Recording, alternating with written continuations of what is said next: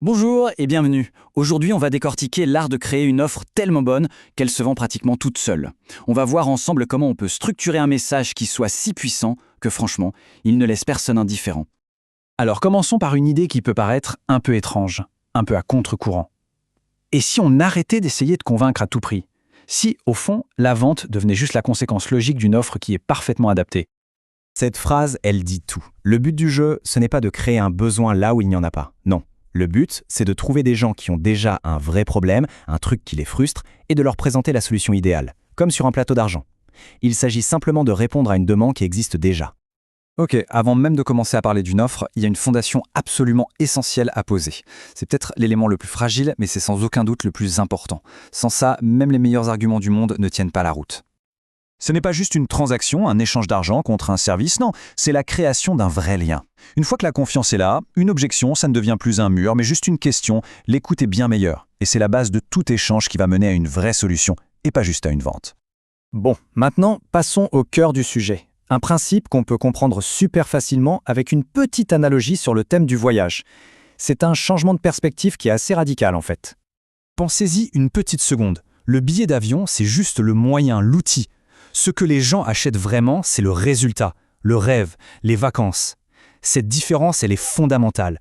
On ne se concentre plus sur le processus, mais sur le résultat final. Prenons une agence de voyage.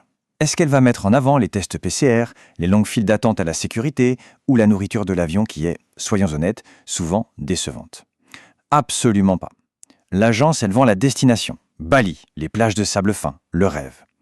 Eh bien, une offre puissante, elle fait exactement la même chose. Elle se focalise sur le résultat qui est incroyable et pas sur le processus qui est parfois un peu pénible pour y arriver.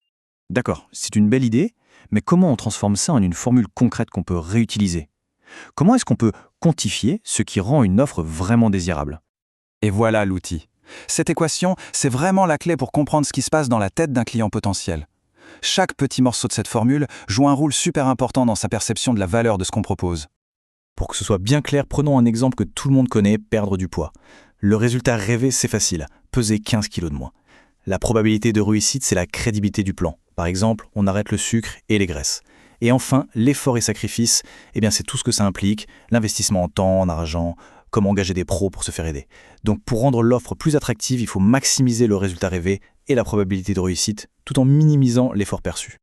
Et il y a un autre levier psychologique qui est hyper puissant, la rareté. Une Ferrari à 1000 €, ça n'aurait plus aucune valeur s'il en avait à tous les coins de rue, pas vrai? C'est exactement le même principe pour une offre. Si elle est perçue comme exclusive ou limitée dans le temps, sa valeur grimpe en flèche. Allez, passons à la pratique. Comment on peut prendre toutes ces idées et les assembler pour construire pas à pas une offre qu'il est quasiment impossible de refuser? Alors là, c'est le changement de mentalité le plus important. Il faut tout inverser. On ne part pas de ce qu'on sait faire, de nos compétences, non. On part de ce dont le client a désespérément besoin. Tout le processus doit être centré sur lui, ses frustrations et par-dessus tout, ses rêves. Et quand on suit cette méthode, tout devient limpide. Les pièces du puzzle s'assemblent. On part du rêve du client. On identifie tous les problèmes qui l'empêchent d'atteindre ce rêve. Ensuite, on prend chaque problème, un par un, et on le transforme en solution. À la fin, l'offre n'est plus une simple proposition commerciale. Elle devient la seule réponse logique à la situation.